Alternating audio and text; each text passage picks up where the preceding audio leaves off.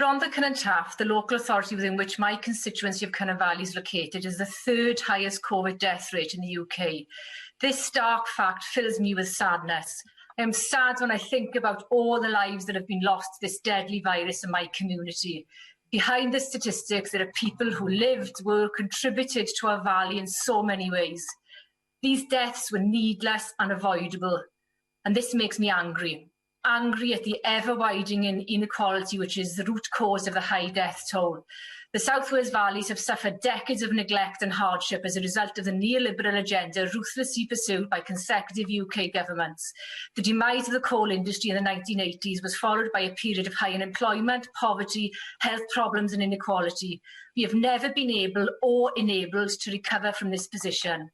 I am angry that these last 11 years of Tory governments, with their careless attitude and austerity policies, have exacerbated poverty and inequality within my local authority, with the local authority being stripped of £90 million during this period.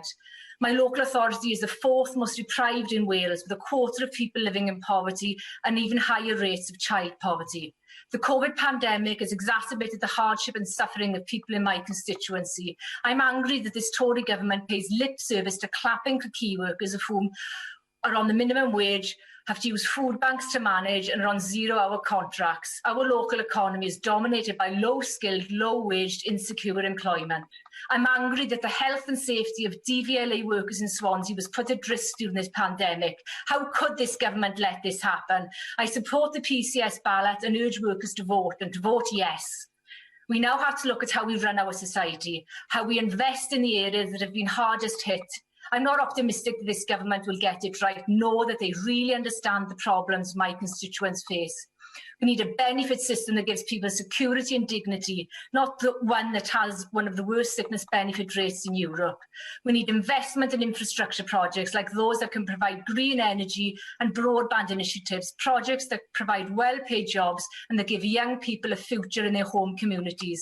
Welsh Government needs funding to enable it to carry out these initiatives, and we shouldn't have to wait on the vagaries of a Tory government to decide how and when Wales gets its fair share of funding, either through the Barnett formula or the Shared Prosperity Fund.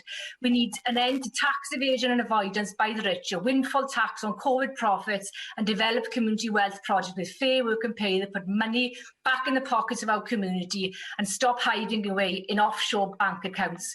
We need policies that ease the burden of debt that so many will be facing. I'm determined to challenge these gross inequalities that exist so that we don't end up with the poorest paying the greatest price every time. My experience in my community tells me that there's an appetite for doing things differently, and this fills me with hope. Diolch yn fawr.